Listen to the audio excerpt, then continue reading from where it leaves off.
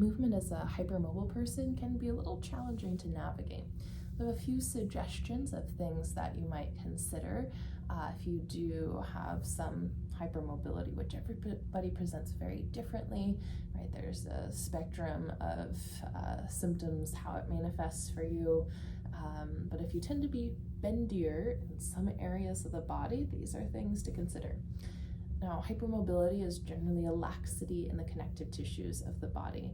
Connective tissues everywhere in the body, so some people will present in all the tissues of the body to a great degree. Others might just notice it in terms of movement and a sense of instability in movement. Now, because the connective tissues are lax around the joints, there's less information being sent to the brain, as tension in the connective tissue of the joints gives your brain signals of where your body is in space. So you have less of those signals, and that makes you a little more susceptible to threat signals, right? So if we are able to give more signals to the brain of where we are in space, we can reduce the threat signals. They kind of go together or in opposition, the threat signals versus the proprioceptive signals, which is that sense of body and space.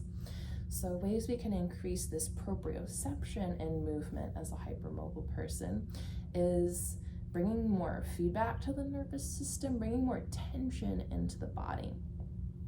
So ways we can bring feedback to the nervous system are props, right? Using the wall, using the floor, resisting those two things when you're doing movement. I often like using a TheraBand, as it gives me a sense of the kind of elasticity of our tissues, but also the tension that it provides helps translate to the tension I can create in my muscles. Right, with hypermobility, oftentimes stretching, it's hard to find a stretch that feels strong enough, and then sometimes we can kind of create some irritation, bring some of those threat signals to the body if we're striving for the ultimate stretch, which is just difficult to find. So what you might try instead is, in whatever your stretch you're doing, really think about creating activation around the joint in the muscles of the stretch. So an example would be in a chest stretch, right? Here's an example of using the wall, a prop, to create more feedback to the brain.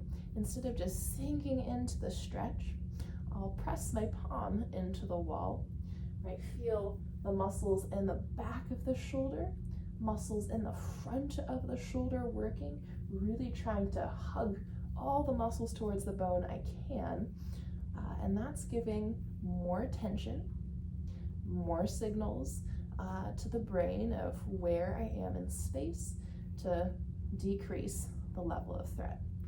Now, of course, if you're not used to that amount of engagement in the body and you go super strong right away, that can be perceived as a threat. So take it easy and just find an engagement that feels right, that doesn't feel aggravating. But generally, bringing tension into the body in whatever motions you're doing is actually going to be helpful and might allow you to relieve tension in the muscles, or the areas of the muscles that tend to want to help out more when there's instability in the joints. So that'd be my number one feedback: of increase your proprioception in movement through use of props, really being aware of what you're connected to, and then bringing in tension, muscular tension around the joints. This can be achieved again with props or just that own sense of internal resistance.